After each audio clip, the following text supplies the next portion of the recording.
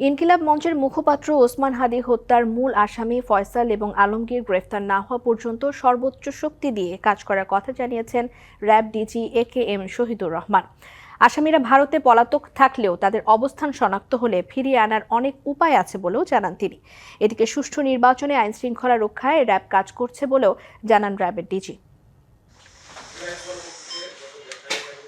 রবিবার দুপুরে রাজধানীর কারণ বাজারের র্যাব মিডিয়া সেন্টারে সংবাদ সম্মেলনে সাম্প্রতিক সময়ে পরিচালিত বিভিন্ন আভিযানিক সাফল্য এবং দেশের সার্বিক আইনশৃঙ্খলা পরিস্থিতি তুলে ধরা হয়। এ সময় জানানো হয়, সারা দেশে গেল ৩ মাসে ১৮৮টি দেশি বিদেশি অস্ত্র উদ্ধার এবং ৪,৩৬৬ জনকে গ্রেপ্তার করেছে র্যাব। নতুন এবং ফিরে আসা গ্রাহকদের জন্য নগদে চলছে ক্যাশব্যাক সহ প্রতিদিন হাজারো উপহার জেতার সুযোগ। হবে আশা আর ফেরা, সারপ্রাইজ সেরা।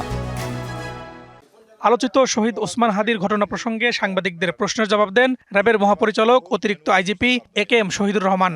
জানান, ওসমান হাদী হত্যাকাণ্ডে 8 জন গ্রেপ্তার হয়েছে। মূল আসামিকে গ্রেপ্তারের সর্বোচ্চ চেষ্টা চলছে। যে কোনো আসামি যদি দেশের বাইরে পালিয়ে যায় তাকেও আনার প্রক্রিয়া আছে এবং আমাদের প্রতিবেশী দেশের সাথে আমাদের এক্সট্রাডিশন প্যাক্ট আছে।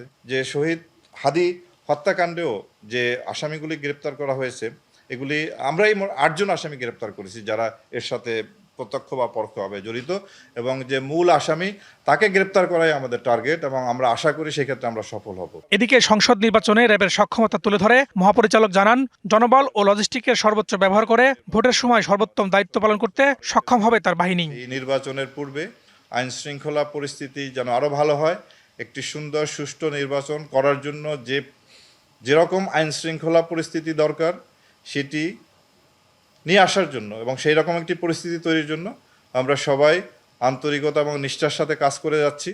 এবং এই ক্ষেত্রে ফরহাদুজ্জামান, DBC নিউজ, ঢাকা।